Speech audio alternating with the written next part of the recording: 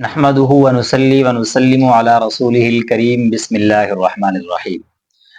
قرآن پاک کے اندر اور حدیث پاک کے اندر بار بار اس چیز کو ذکر کیا گیا ہے کہ جو انسان گناہ کرتا ہے اس کے گناہ کو لکھا جاتا ہے، اور اسی طرح جس دن گناہ کرتا ہے، جس چیز سے گناہ کرتا ہے، ہر چیز وہ لکھی جاتی ہے۔ کرامن کاتبین، جو فرشتے ہیں لکھنے والے، وہ سب چیزیں نوٹ کر لیتے ہیں۔ تو اسی طرح میرے بھائیو، میں آپ حضرات کو اس ویڈیو کے اندر انسان کے جو اعمال ہوں گے، قیامت کے دن 8 گواہ پیش ہوں گے ان اعمال پر۔ گناہ کیا ہے تب بھی 8 گواہ ہوں گے، اچھا عمل کیا تب بھی آپ کے 8 گواہ ہوں گے۔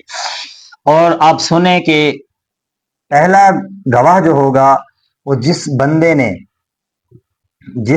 نے اچھا یا برا عمل کیا ہے، اور جس جگہ پہ اس نے کیا ہے وہ جگہ گواہی دے گی۔ اگر اس شخص نے زمین کے اوپر کیا ہے، جس زمین کے ٹکڑے کو اوپر کیا گیا، وہ قیامت کے دن وہ ٹکڑا جو ہے وہ گواہی دے گا اللہ کے یہاں۔ گواہی کیسے دے گا؟ یومئذ تحدث اخبارہا، کہ اس دن قیامت کے دن وہ زمین وہ اپنی خبریں بیان کرے گی، سب کچھ اللہ کے ہاں بتا دے گی۔ اور اسی طرح جو ہے اللہ تعالیٰ اس کو یہی حکم دیں گے، زمین بیان کرے گی کہ اس نے مجھ پر فلانا گناہ کیا اور فلانا اچھا عمل کیا۔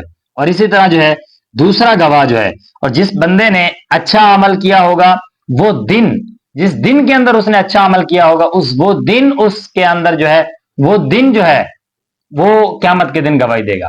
قرآن پاک میں شاہد و مشہود، شاہد سے مراد دن اور رات ہے، مشہود سے مراد انسان کے اعمال ہے، کہ جس نے جس دن اور رات کو اعمال کیا ہے، پھر اسی اعمال کے بدلے میں جو ہے قیامت کے دن وہ چیز، یعنی کہ وہ دن اور رات گواہی دیں گے کہ اس نے مجھ پر یہ گناہ، اور دن کہے گا۔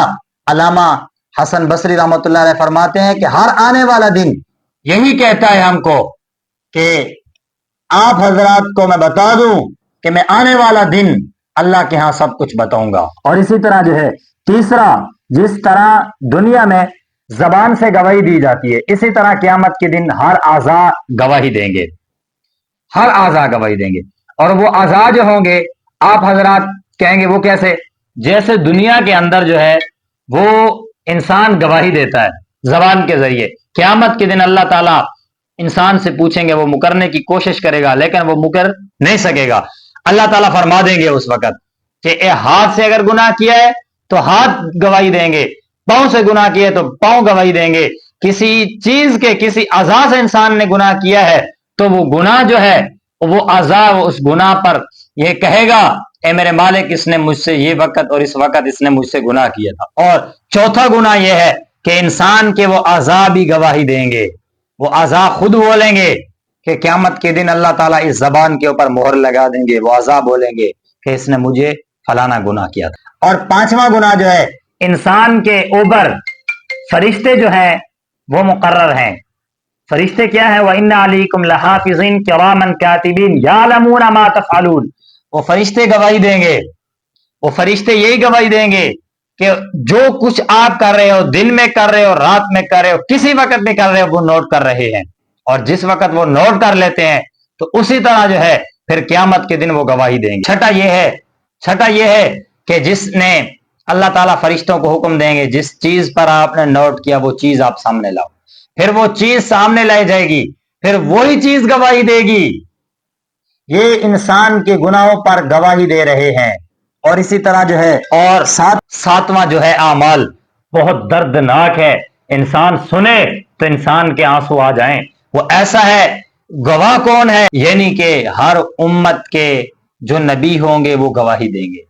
سرکار دو عالم صلی اللہ علیہ وسلم کو بھی پیش کیا جائے گا کہ آپ امت کے اس گناہ گار کی گواہی دیں۔ رسول اللہ خود صلی اللہ علیہ وسلم جس پر گناہ کے اوپر وہ دے رہے ہیں، یعنی کہ اس گناہ پر گواہی دے رہے ہیں، تو اس انسان کا کیا بنے گا یہ آپ سوچیں ذرا۔ اور آٹھواں گناہ جو ہے انسان کے ہر نقل و حرکت کے عمل میں ہے، یعنی کہ جو انسان کرتا ہے وہ اللہ کے علم میں ہے۔ آٹھویں گواہ اللہ ہوں گے، قیامت کے دن اللہ کو ہر چیز کا علم ہے، اللہ تعالیٰ آپ کے سامنے رکھ دیں گے۔ اور جس وقت آپ کے سامنے رکھیں گے تو آپ اس وقت کیا حال ہوگا، آپ انسان ایک جو ہے وہ ہکا بکا رہ جائے گا۔ یہ 8 گواہ میں نے آپ حضرات کے سامنے پیش کر دیے۔ یہ 8 گناہ جو ہیں، پھر اسی کے اندر جو آپ گناہ کرتے ہو یہ 8 گواہ قیامت کے دن پیش کیے جائیں گے، اور اسی طرح جو ہے یہ 8 چیزیں جو ہیں یہ گواہی دیں گی۔